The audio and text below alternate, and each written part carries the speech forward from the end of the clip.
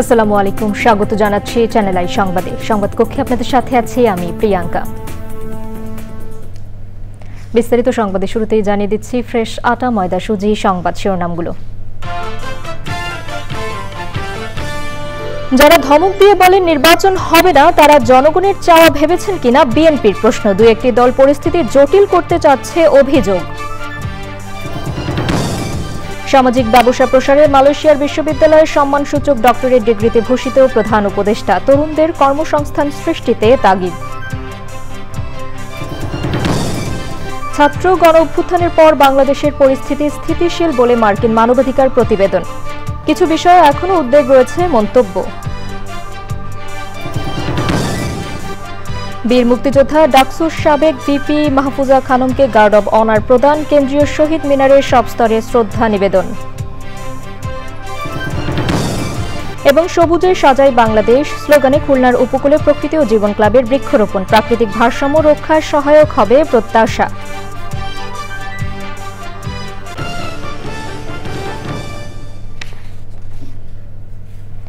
সংবাদ শিরোনামগুলো জানাচ্ছিলাম। এখনকার সংবাদ আয়োজন একই সঙ্গে চ্যানেল আই এর ইউটিউব চ্যানেলে এবং চ্যানেল আই এর ওটিটি প্ল্যাটফর্ম আই স্ক্রিনে লাইভ স্ট্রিম হচ্ছে। যাচ্ছে বিস্তারিত সংবাদে।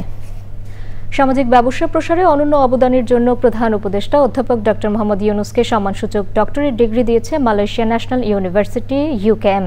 পরে বিশ্ববিদ্যালয়ের শিক্ষার্থীদের উদ্দেশ্যে দেয়া বক্তব্যে তিনি বলেন, চাকরি খোঁজা নয়, বরং তরুণদের চাকরি তৈরি করতে হবে। বলেছেন, এমন একটি ভবিষ্যৎ গড়ে তুলতে হবে যেখানে কেউ পিছিয়ে থাকবে না। মোস্তফা মল্লিকের report. Malaysia national university UKM এর জন্য ব্যতিক্রমী একটি দিন। ইউনিভার্সিটির বিশেষ সমাবর্তন অনুষ্ঠানে প্রধান অতিথি নোবেল শান্তি পুরস্কার বিজয়ী ও বাংলাদেশের অন্তর্বর্তী সরকারের প্রধান উপদেষ্টা প্রফেসর মোহাম্মদ ইউনুস। বিশ্ববিদ্যালয় চত্বরে এলে প্রফেসর ইউনুসকে দেয়া হয় লাল গালিচা সংবর্ধনা। সামাজিক ব্যবসা প্রসারে অনন্য অবদানের জন্য বিশ্ববিদ্যালয়ের চ্যান্সেলরের কাছ থেকে সম্মানসূচক ডক্টরেট ডিগ্রির সনদ নেন প্রফেসর ইউনুস। এরপর ইউকেএম বিশ্ববিদ্যালয় অডিটোরিয়ামে শিক্ষার্থীদের উদ্দেশ্যে বক্তব্য দেন তিনি। সবসময় তরুণদের বলি, শুধু চাকরি খোঁজো না, চাকরি তৈরি করো। পৃথিবীতে বেশি কর্মীর প্রয়োজন নেই, প্রয়োজন উদ্যোক্তা, সমস্যা সমাধানকারী এবং স্বপ্নদ্রষ্টার, যারা নতুন সুযোগ তৈরি করবে। শুধু নিজের জন্য নয়, আরও অনেকের জন্য। আপনি এমন কিছু শুরু কেন করবেন না যেটা অন্যকে সাহায্য করবে? স্বাস্থ্যসেবা, শিক্ষা, কৃষি অথবা প্রযুক্তি, যাই হোক না কেন। কোন প্রেক্ষাপটে তিনি ক্ষমতায় এলেন তা তুলে ধরেন শিক্ষার্থীদের সামনে। বলেন, সামনেই বাংলাদেশের নির্বাচন। 2024 সালের জুলাই ও আগস্টের ছাত্র জনতার অভ্যুত্থান আমাদের জাতীয় পরিচয় এবং ভবিষ্যতের আশাকে নতুন অর্থ দিয়েছে। আমরা নতুন বাংলাদেশ গড়ে তোলার জন্য কাজ করছি। সংস্কার আমাদের সর্বোচ্চ অগ্রাধিকার। আমরা 2026 সালের ফেব্রুয়ারিতে একটি অবাধ, সুষ্ঠু এবং স্বচ্ছ নির্বাচন অনুষ্ঠানের জন্য কঠোর পরিশ্রম করছি। এর মাধ্যমে জনগণের প্রকৃত প্রতিনিধিদের কাছে ক্ষমতা হস্তান্তর করতে পারব। বিশ্বের সম্পদ কয়েকজন ব্যক্তির হাতে উল্লেখ করে ইউনুস বলেন, এটা সবচেয়ে বিপদের কথা। প্রধান উপদেষ্টা বলেন, বিশ্বের সেরা বিশ্ববিদ্যালয় থেকে দেয়া এমন স্বীকৃতি তরুণদের স্বপ্নের জন্য কাজ করার দায়িত্ব আরও বাড়িয়ে দেয়। Mostafa Mallik, channel I, Dhaka. জুলাই গণ অভ্যুত্থানে আশুলিয়ায় 6 জন আন্দোলনকারীর মরদেহ পোড়ানোর ঘটনায় মানবতাবিরোধী অপরাধের মামলায় 16 আসামির অব্যাহতি চেয়ে আসামি পক্ষের যুক্তি উপস্থাপন হয়েছে। এর আগে আসামিদের বিরুদ্ধে অভিযোগ গঠনের পক্ষে যুক্তি উপস্থাপন করে প্রসিকিউশন। আন্তর্জাতিক অপরাধ ট্রাইব্যুনাল 2-এ মামলার কার্যক্রম চলছে। এদিকে চানখারপুলে আনাস ও ইয়াকুব সহ 6 জনকে হত্যার অভিযোগে করা মামলায় আজও সাক্ষ্য গ্রহণ হয়েছে ট্রাইব্যুনাল 1-এ। পুলিশের গুলিতে ইয়াকুব হত্যার ঘটনা বর্ণনা করে শেখ হাসিনা ও আব্দুল কাদেরের বিচার চেয়েছেন মা রহিমা আক্তার। সকালে 2 মামলার আসামিদের ট্রাইব্যুনালে হাজির করা হয়।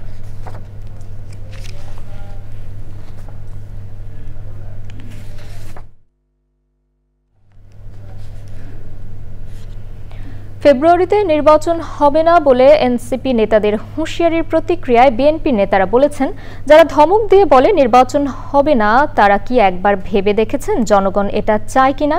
তারা বলেন, গণতন্ত্রের জন্য নির্বাচনই একমাত্র পন্থা।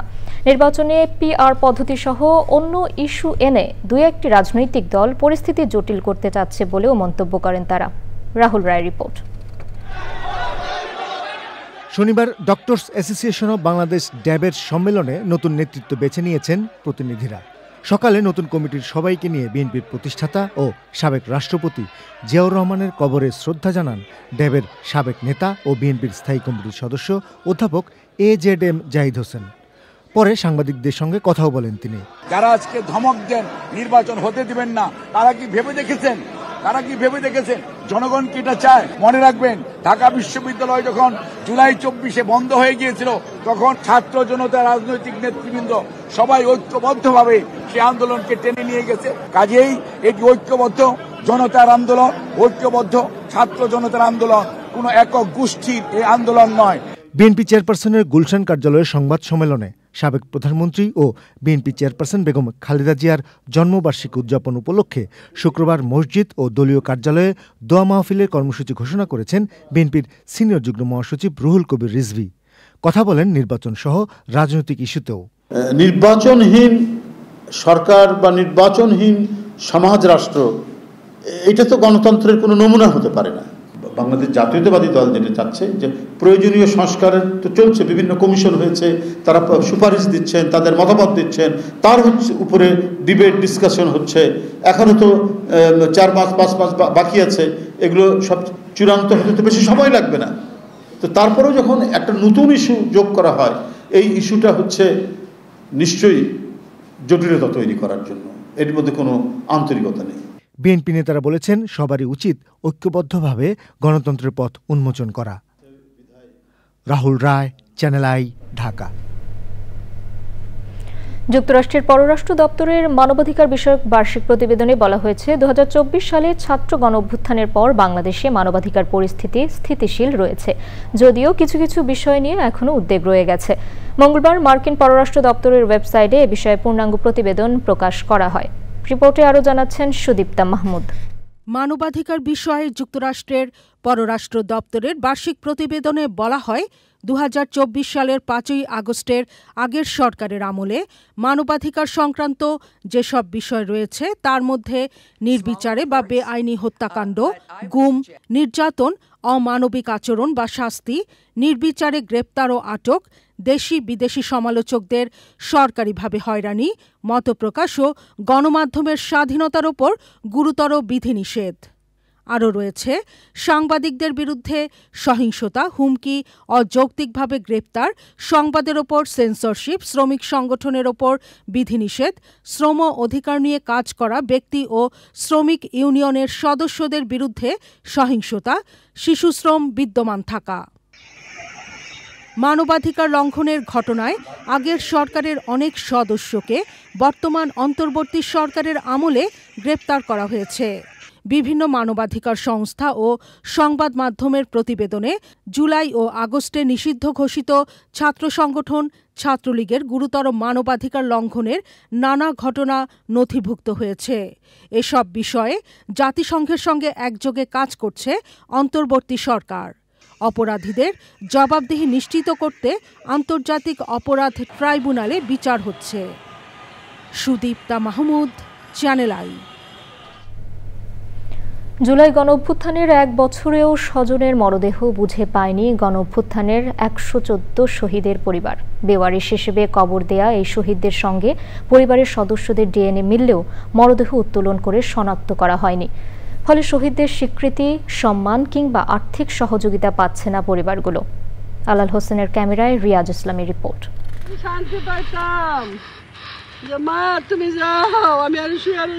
সন্তানের শেষ চিহ্ন খুঁজে পেতে অসুস্থতা নিয়েও প্রতি সপ্তাহে রায়েরবাজার কবরস্থানে আসেন জুলাই গণঅভ্যুত্থানের শহীদ সোহেল রানার মা।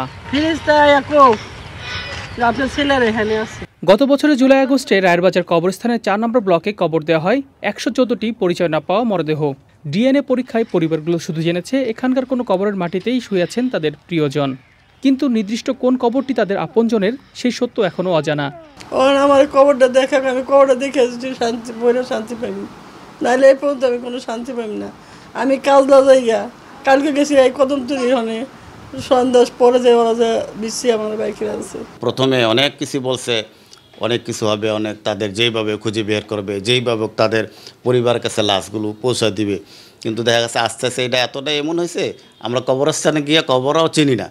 কয়েকজন শহীদদের নাম সরকারি গেজেটে অন্তর্ভুক্ত হলেও বেশিরভাগ পরিবার এখনও কোনো স্বীকৃতি, সম্মান কিংবা আর্থিক সহায়তা পাননি।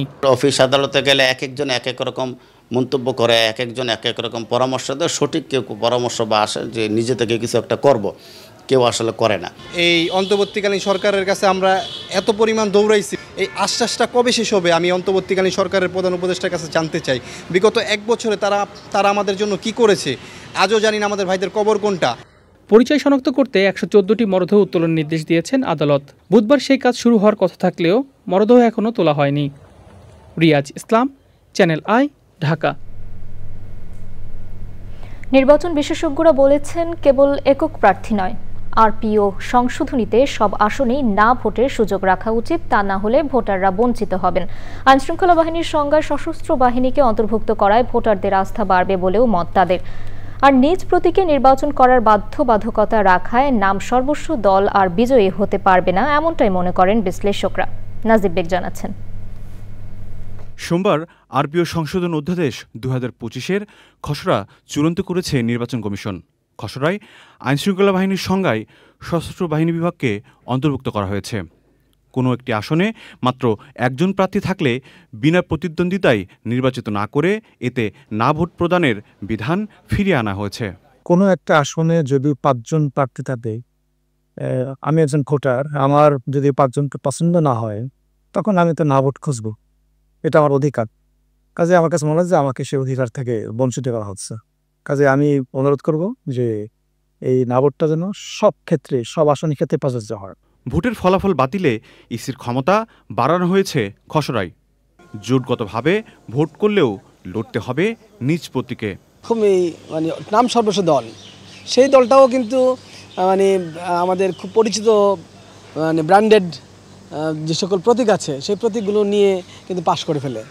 তো এর ফলে কি ব্যক্তির চেয়ে ওই যে দলীয় প্রতীকটা ইম্পর্টেন্ট হয়ে দাঁড়াচ্ছিল।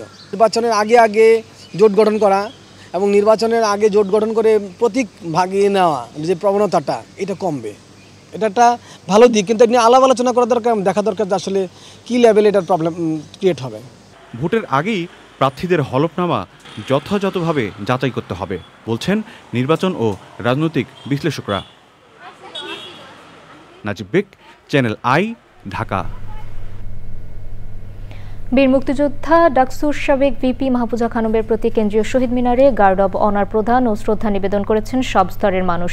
এরপর নিয়ে যাওয়া হয় ঢাকা বিশ্ববিদ্যালয়ে, সেখানে তার জানাজার নামাজ হওয়ার কথা রয়েছে। এ নিয়ে জানতে যাচ্ছি লায়লা নওশিনের কাছে। নওশিন, মাহফুজা খানমের প্রতি শ্রদ্ধা নিবেদন ও গার্ড অব অনার প্রদান এবং জানাজার নামাজ নিয়ে বিস্তারিত আমাদের জানাবেন।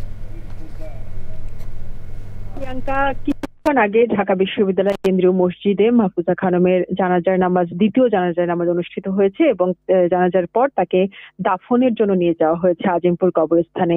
এর আগে কিন্তু সকাল 11:15টায় তার মরদেহ কেন্দ্রীয় শহীদ মিনারে নিয়ে আসা হয়। কেন্দ্রীয় শহীদ মিনারে তাকে রাষ্ট্রীয় সম্মাননা গার্ড অব অনার প্রদান করা হয়। এরপর সর্বস্তরের মানুষ তাকে শ্রদ্ধা নিবেদন করে। তিনি যেহেতু ডাকসুর সাবেক ভিপি, ছাত্র ইউনিয়নের সাবেক নেতা, খেলাঘরের সাবেক চেয়ারপারসন, শিক্ষাবিদ এবং একই সাথে একজন বীর মুক্তিযোদ্ধা, তো সারা জীবনে তার সাথে যারা কাজ করেছেন, যারা তার সহকর্মী ছিলেন, বন্ধু স্বজন, তারা প্রত্যেকে কিন্তু এসে আজকে তাকে শ্রদ্ধা নিবেদন করেছেন। এবং কিন্তু শহীদ মিনার থেকে তার মরদেহ শ্রদ্ধা নিবেদন শেষে তার মরদেহ কিন্তু একটি শোক মিছিলের মধ্য দিয়ে ঢাকা বিশ্ববিদ্যালয়ের কেন্দ্রীয় ছাত্র সংসদ ডাকসুতে নিয়ে আসা হয়। আমি আগেই বলেছি তিনি ডাকসুর সাবেক ভিপি এবং তিনি কিন্তু একমাত্র নারী ভিপি ডাকসুর।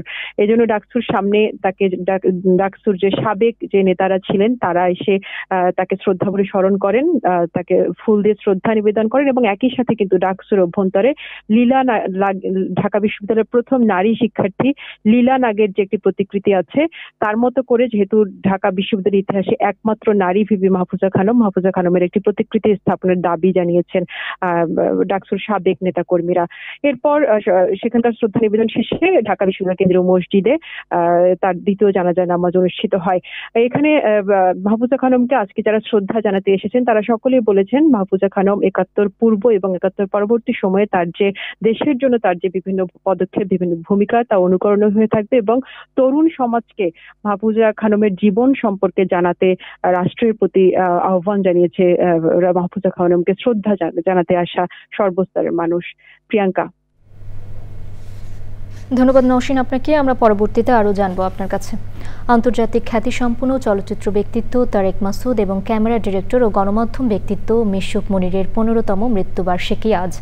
চলচ্চিত্র কাগজের ফুল নির্মাণের জন্য শুটিংয়ের লোকেশন দেখে ফেরার পথে ২০১১ সালের এই দিনে মানিকগঞ্জের ঘিওরে মর্মান্তিক সড়ক দুর্ঘটনায় এই দুই গুণীজন সহ ৫ জন প্রাণ হারান। তাদের অকাল প্রয়াণ বাংলাদেশের সাংস্কৃতিক এবং গণমাধ্যম অঙ্গনে এক অপূরণীয় ক্ষতি বলছেন সংশ্লিষ্টরা। মিথিলা নাজনীনের রিপোর্ট। তারেক মাসুদ সিনেমার ফেরিওয়ালা হিসেবে যার পরিচিতি, ভিন্নধারার চলচ্চিত্র নির্মাণ করে বাংলাদেশের সিনেমাকে বিশ্ব দরবারে তুলে ধরেছেন তিনি। তুমি নতুন আইছো, তোমার নাম? শিল্পী SM সুলতানকে নিয়ে প্রামাণ্যচিত্র আদম সুরত থেকে শুরু করে মুক্তিযুদ্ধের উপর প্রামাণ্যচিত্র মুক্তির গান, পূর্ণদৈর্ঘ্য চলচ্চিত্র মাটির ময়না, রানওয়ে, অন্তর্যাত্রা সবই তাকে ভিন্নধারার নির্মাতা হিসেবে পরিচিতি এনে দেয়।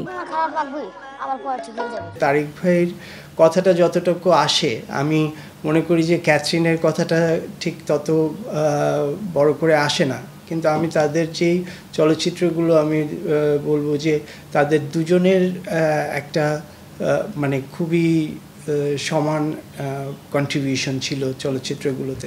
শহীদ বুদ্ধিজীবী মনির চৌধুরীর ছেলে মিশুক মনির বিশ্ববিদ্যালয়ের শিক্ষকতা, সাংবাদিকতা, চিত্রগ্রহণ, চলচ্চিত্র, ভিডিওগ্রাফি সবকিছুতেই ছিলেন অনবদ্য। বাংলাদেশের টেলিভিশন সাংবাদিকতার পথিকৃৎ বলা হয় তাকে। যারা এখন OTT প্ল্যাটফর্ম থেকে শুরু করে মেইন স্ট্রিম আমাদের সিনেমা হলগুলোর জন্য যারা সিনেমা বানাচ্ছে, তারাও কিন্তু এই মিশুক ভাই, তারেক ভাই, মোর্শেদ ভাই এদের ঘরানার কাজগুলো দেখে অনুপ্রাণিত হয়ে কিন্তু একটা ধারার জায়গায় এসেছে। চলচ্চিত্র পরিচালক তারেক মাসুদের রানওয়ে সিনেমার চিত্রগ্রাহক হিসেবে কাজ করেন মিশুক মনির। একসাথে কাজের অভিজ্ঞতাকে আরও এগিয়ে নেওয়ার স্বপ্ন দেখছিলেন তারা। ২০১১ সালের এই দিনে মানিকগঞ্জের ঘিওরে সেই দুর্ঘটনা থেকে বেঁচে ফিরেছেন সহযাত্রী শিল্পী ঢালি আল মামুন। স্মরণবাণী নিঃসন্দেহে আজকের দিন এটা তো একটা আমার জন্য ভারাক্রান্ত দিন। আমি মিস করি তাদেরকে, ট্রিমেন্ডাসলি মিস করি, এটা তো বলার অপেক্ষা রাখে না। তবে তার চেয়ে বেশি মিস করি বর্তমান সময়ে আমার মনে হয় এরকম মানুষ পাওয়া খুব কঠিন আসলে, সব দিক থেকে, তাদের সৃজন কর্ম এবং চিন্তার দিক থেকে, এবং commitment towards nation, towards community, এই জায়গাগুলো আমার কাছে খুব গুরুত্বপূর্ণ।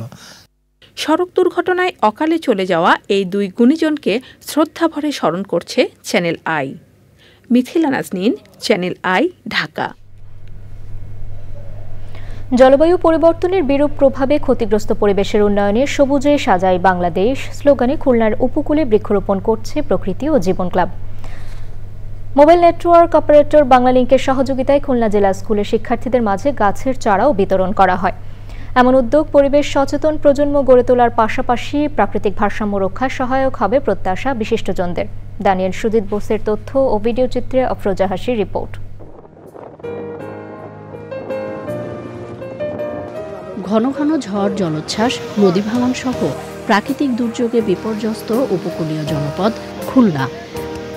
অনিশ্চিত ভবিষ্যতের দুশ্চিন্তায় ঘুমহীন রাতযাপনকে নিয়তি হিসেবে দেখা উপকূলবাসীকে রক্ষায় প্রকৃতি ও জীবন ক্লাবের সবুজ সুরক্ষা বলয় গড়ার উদ্যোগ।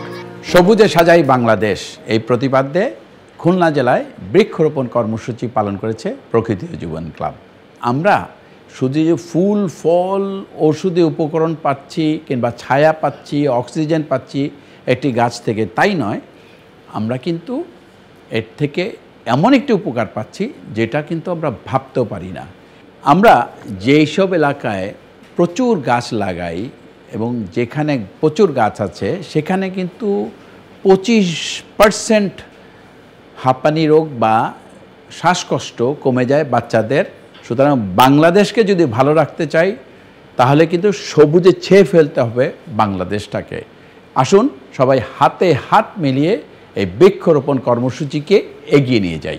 বাংলালিংকের সহযোগিতায় সবুজায়ন অভিযানে উপকূলবাসীর স্বতঃস্ফূর্ত অংশগ্রহণ। নতুন প্রজন্মের মধ্যে আমরা যে অভ্যাসটা গড়ে তুলতে চেয়েছি গাছের চারা রোপণের, সেইটার ক্ষেত্রে এক ধাপ আমরা এগিয়ে গেলাম। আমরা নতুন প্রজন্মকে সুন্দর একটা সবুজ পৃথিবী দিতে চাই এবং এই ধরনের প্রোগ্রামে সামনে আরো বেশি করে ইনশাআল্লাহ থাকবে বলে আমি আশাবাদ করি। পরিবেশ সচেতনতা বাড়াতে বিভিন্ন শিক্ষা প্রতিষ্ঠানেও সবুজ উৎসবের আয়োজন। আমাদের বৃষ্টিপাত এবং নানা প্রাকৃতিক দুর্যোগ থেকে রক্ষা করে। কার্বন ডাইঅক্সাইডের মাত্রা দিন দিন বৃদ্ধি পাচ্ছে পৃথিবীতে। গাছ আমাদের অক্সিজেন দেয়, তারপরে বায়ু থেকে কার্বন ডাইঅক্সাইড শোষণ করে। সবুজ ও সুন্দর বাংলাদেশ গড়তে তরুণ প্রজন্মকে পরিবেশ সুরক্ষায় সম্পৃক্ত করার বিকল্প নেই বলেন বিশিষ্টজনরা। এই গাছগুলো লাগানোর ফলে আমাদের কার্বন ডাইঅক্সাইড তারা গাছগুলো শোষণ করে নেবে এবং অক্সিজেন মুক্ত করবে, ফলে আমাদের ছায়াশীত আমরা সুন্দর একটি পরিবেশ পাবো। এই গাছগুলি দেওয়া হয়েছে, এর মধ্যে থেকে যদি আমাদের 40-50% চারা গাছ বেঁচে যায়, এটা পরিবেশের জন্য তথা দেশের জন্য অনেক মূল্যবান। জলবায়ু পরিবর্তনের ঝুঁকি মোকাবেলায় রোপণ করা বৃক্ষের পরিচর্যায় গুরুত্ব আরোপ করেন সচেতন মহল। আফরোজা হাসি, চ্যানেল আই। বাংলাদেশের জলবায়ু কর্মী ফারজানা ফারুক ঝুমু জাতিসংঘ মহাসচিবের জলবায়ু পরিবর্তন বিষয়ক যুব উপদেষ্টা পরিষদের সদস্য হিসেবে মনোনীত হয়েছেন। আন্তর্জাতিক যুব দিবস উপলক্ষে 12 আগস্ট জাতিসংঘের ওয়েবসাইটে সদস্যদের নাম ঘোষণা করা হয়। বিশ্বজুড়ে মনোনীত যুব ও জলবায়ু সংস্থার প্রতিনিধিদের মধ্য থেকে এই সদস্যদের নির্বাচিত করা হয়। জলবায়ু বিষয়ে বাস্তবসম্মত পরামর্শ দিতে মহাসচিব অ্যান্তোনিও গুতেরেস সদস্য সংখ্যা 7 থেকে বাড়িয়ে 14 করেছেন। ঝুমু কাঠপেন্সিল উদ্যোগের সহ প্রতিষ্ঠাতা, যা শিশু অধিকার, লিঙ্গ সমতা ও জলবায়ু সংকট মোকাবেলায় কাজ করে। তিনি ফ্রাইডেজ ফর ফিউচার আন্দোলনের MAPA সমন্বয়ক ছিলেন। বর্তমানে পিপলস ক্লাইমেট ডিপ্লোমেসি প্রোগ্রামের প্রোগ্রাম সমন্বয়কারী। এর আগে তিনি ইউনিসেফ বাংলাদেশের যুব দূত ছিলেন এবং 2021 সালের COP26 সম্মেলনে অংশ নেন। ফিরে এলাম বিরতির পর। শাহজাদপুরে স্থায়ী ক্যাম্পাসের দাবিতে সিরাজগঞ্জের উল্লাপাড়ায় রেলপথ অবরোধ করে বিক্ষোভ করেছেন রবীন্দ্র বিশ্ববিদ্যালয়ের শিক্ষার্থীরা। সকাল 9:15 থেকে শিক্ষার্থীরা রেল ব্লকেট কর্মসূচির ব্যানার নিয়ে উল্লাপাড়া রেলগেটের সামনে সমবেত হন। এতে উত্তর পশ্চিমাঞ্চলের সাথে সারা দেশের রেল যোগাযোগ বিচ্ছিন্ন হয়ে পড়েছে। ব্লকেট কর্মসূচি থেকে অবিলম্বে শাহজাদপুরের বুড়িপোতাজিয়া মৌজার রাউতারা এলাকায় রবীন্দ্র জমিদারের সম্পত্তিতে স্থায়ী ক্যাম্পাস নির্মাণের দাবি জানানো হয়। 2017 সালে রবীন্দ্র বিশ্ববিদ্যালয় প্রতিষ্ঠা হলেও এখন পর্যন্ত স্থায়ী ক্যাম্পাস নির্মাণে অর্থ বরাদ্দ করেনি সরকার। স্থায়ী ক্যাম্পাসের দাবিতে বেশ কিছুদিন ধরে বিভিন্ন বিক্ষোভ কর্মসূচি করছেন শিক্ষার্থীরা। শিক্ষার্থীদের আন্দোলনের সঙ্গে সংহতি প্রকাশ করেছে সচেতন নাগরিক ফোরাম এবং শিক্ষাবিদ প্রফেসর নাসিম উদ্দিন মালিথা পরিষদ।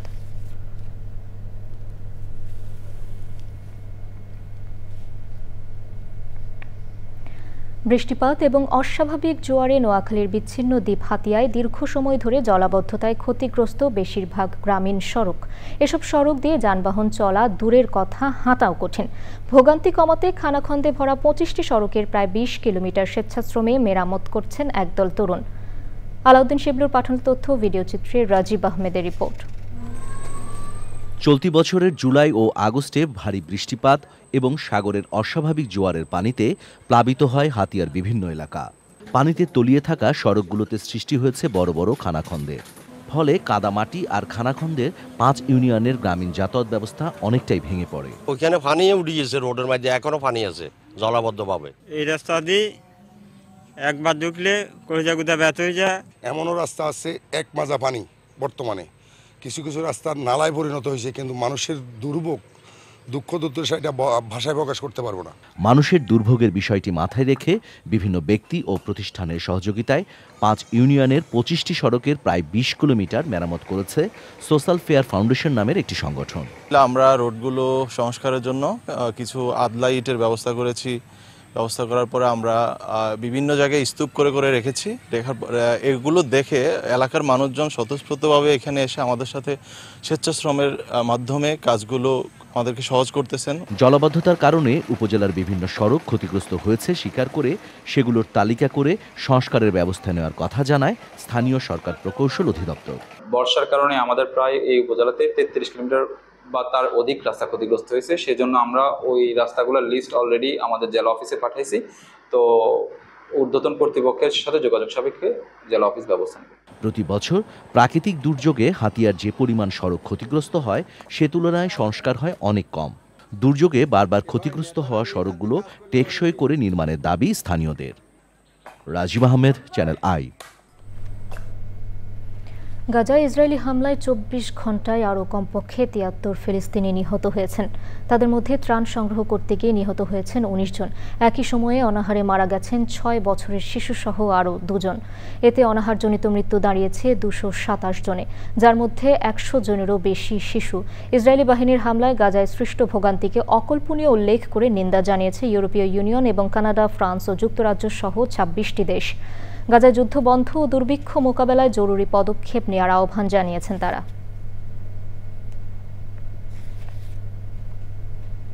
এবারে নিটোল টাটা কৃষি সংবাদ।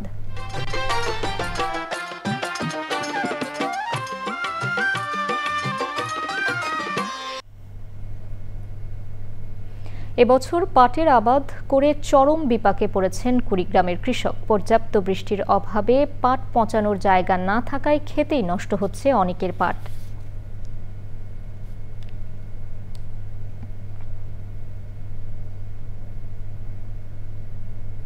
এবারে প্রকৃতি সংবাদ।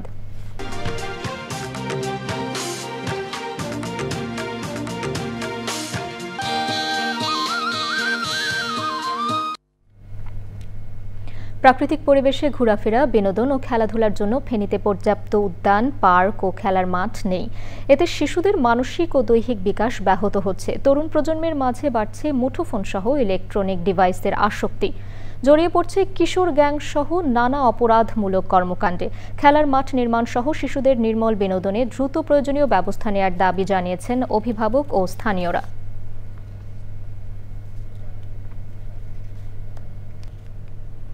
দর্শক, সবশেষে ফ্রেশ আটা, ময়দা, সুজি সংবাদ শিরোনামগুলো জানিয়ে দিচ্ছি আরও একবার।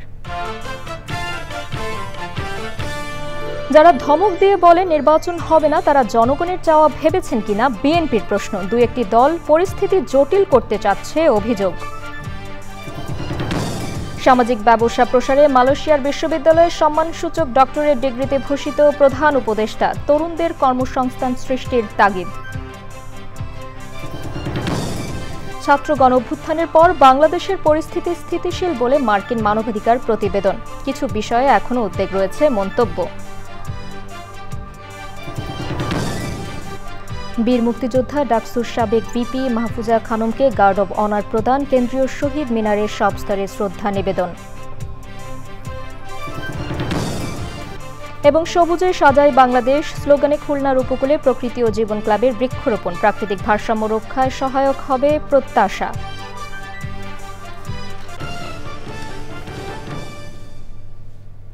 দর্শক, এখনকার সংবাদ আয়োজন এ পর্যন্তই। এতক্ষণ সাথে থাকার জন্য ধন্যবাদ সবাইকে।